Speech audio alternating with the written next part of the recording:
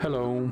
In this video I will show you how to enter safe mode on Samsung Galaxy F56.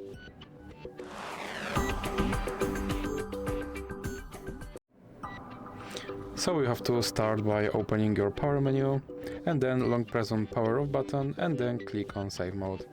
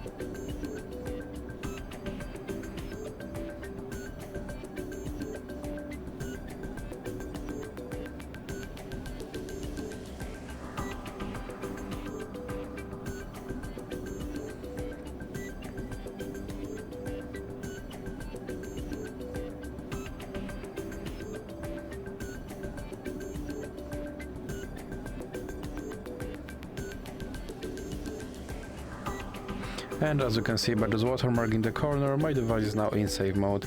So that's it for this video. If you liked it, please remember to leave a like and subscribe.